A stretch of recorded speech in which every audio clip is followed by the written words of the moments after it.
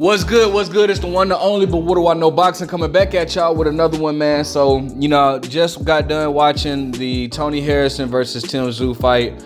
And it went exactly how I expected, man. Congratulations to Tszyu on a 9th round stoppage. And I wish I would have made a video, but that was actually my prediction, bro. I predicted him to get him out in the 9th round. And boom, because, bro, I don't know if you guys know this, but bro, if you guys watch Tony Harrison, that's when he always starts to fade in the 9th round.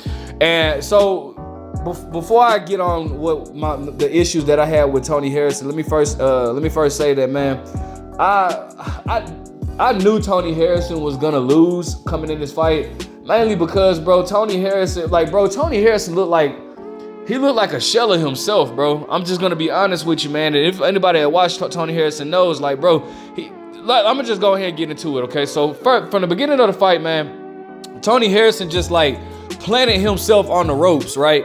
And one thing, like, he was popping the jab in the first round, and it was very good. It was very good. Popping the jab. Look at Alicia, man. She is so fine. She is so fine.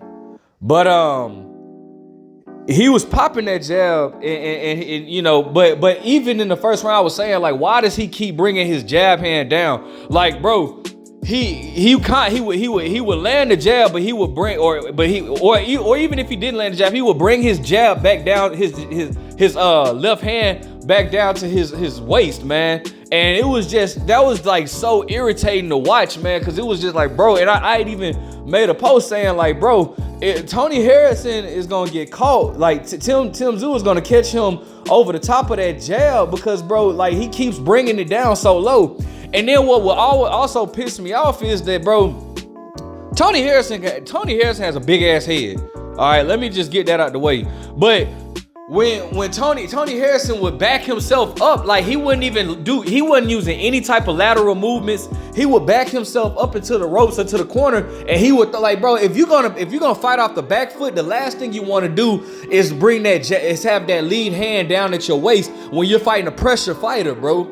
This dude Tim was looking to counter and throw lead hooks up top, bro. The last thing you want to do is have your lead hand so low, especially after throwing a jab, bro. You want that lead hand to come right back home, bro, right back to the face. But his lead hand was just constantly going down. And I'm sitting here calling it out, and then Jermell Charlo even stated it in like the 4th round. Jermell Charlo even said, like, bro, like, why does he keep throwing these, like, he's not bringing his jab hand back up. He's throwing these lazy jabs. And then, like, in the 3rd round, he threw like a jab, brought it back low again, and it was almost, I don't know how he was out of position the way he was, but Tszyu came with an overhand right, clocked him and hurt him, and his jab, where was his lead hand? All the way about his waist. And it was just like irritating to see.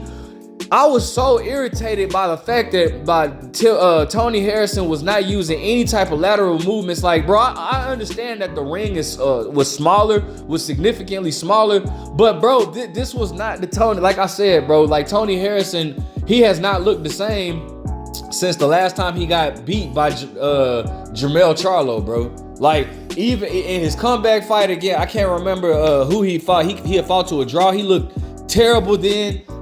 In his fight with the Garcia guy, he looked terrible then. So I ain't gonna say he didn't look terrible in that, but he didn't look like himself. And in this fight, bro, he really just his punches didn't look like they had anything on him. It was one moment like Tszyu would catch him with an uppercut, because it was like Tony Harrison did not throw the right hand at all. And then when he finally did try to throw, it's like he would overcommit. When somebody is sitting on the back foot, right, you want to double jab your way in when somebody is sitting on the back foot.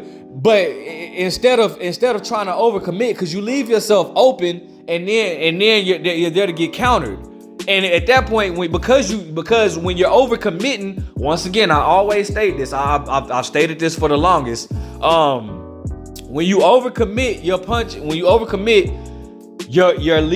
head is above your lead knee, right? Your head is above your knee, and guess what? At that point, you can't help but to get hit. Wow, dude.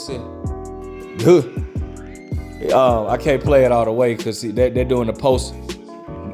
They're doing the post fight interview. So, but man, it was just irritating to see, man. Like, then in the later round, like around like the 8th round, Tony Harrison started like to fight on the inside, and he had some success fighting on the inside or whatnot. But at that point, it's like he didn't have his legs underneath him. The reason why I know he didn't have his legs underneath him towards the later rounds, because he started crossing his legs. He started like he would when he was moving, when he started moving aside, he would move his back leg first and then his lead leg. That's how I knew he didn't have his legs underneath him. Whenever you're moving left to right, if you're moving right, if you're moving, well, I'm a southpaw, I'm sorry. So let me get in a right hand stand. If you're moving left, you need to be moving your left foot, your lead foot first, and then I'm sorry, what are you saying?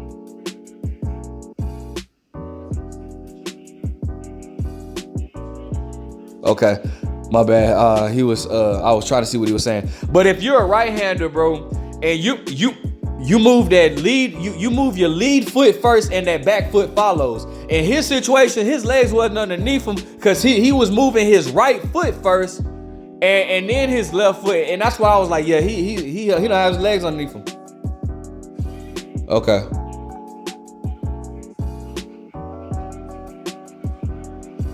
Oh, he's talking about Jamel Charlo.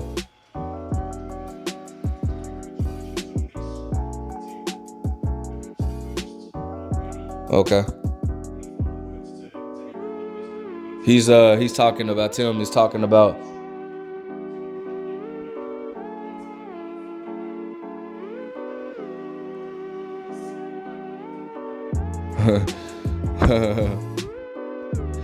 It's funny. And ironically speaking, I'm gonna say this.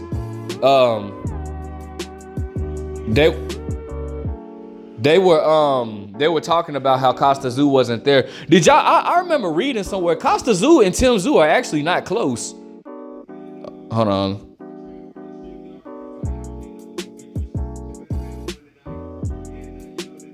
So.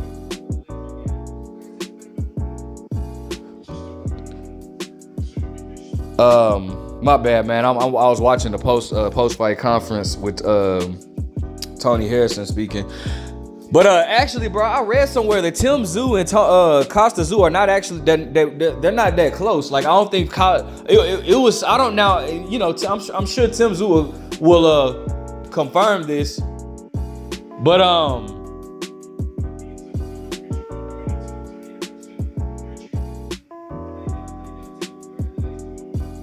all right, my bad. I read somewhere that Costa Tszyu and like wasn't really in Tim Tszyu's life that much. Like I don't think he was really in his life.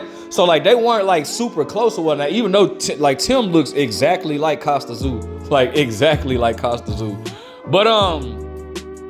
But anyway, so like when they were saying that he wasn't at his fight because it was like some type of family illness or whatnot. It didn't really surprise me because like I said, I read that they weren't really close. But anyways, Tony. Now as far as Costa Tszyu, he did what I thought he would do. He applied pressure. Costa Tszyu doesn't have a thorough jab. You know, he applies pressure. Tony Harrison just really disappointed me in the way that he fought. But I can't even say I'm lying. He didn't disappoint me because he like I said, he looked to be a shell of himself. He already looked. I stated this in the video when the fight first got announced that like Tony Harrison has not looked good in a long time. And he kind of is at this point is past his prime. Not trying to take anything away from Tim Tszyu, but the proof is in the pudding. If y'all don't believe me, I could pull up the first video I did announcing this or whatnot. But regardless but Tim Tszyu applied the pressure, but it wasn't by force. Like it was almost like I said. Tony Harrison voluntarily would back up. And so Tim Tszyu was being very patient, and his counter he was sharp. Oh, Tim Tszyu was sharp. Tszyu was definitely sharp. I like the fact that I saw, I like how sharp Tszyu is. I would like to see Tszyu use his jab more. I feel like if he would have used his jab more, he probably could have got Tony Harrison out of there earlier. But it was like he was aggressive, but he was a counter puncher, but aggressive at the same time. He's there to be hit, so I would like to see him move his head more. Jermell Charlo was talking. I would like to see him move his head more, but he did what he had to do. No, he cut the ring off very well. He backed him up. He landed good hooks, good shots that were there. The openings were there, and he took advantage of it. It's really not much to say. Tszyu did his thing. Can't wait for him and Charlo to fight, man. I definitely see a lot of openings for Charlo in that fight, and I'm definitely gonna break that down. Let me know what you guys think. Like, comment, subscribe. What did you think about the fight? What do you want to see from the winner? But what do I know?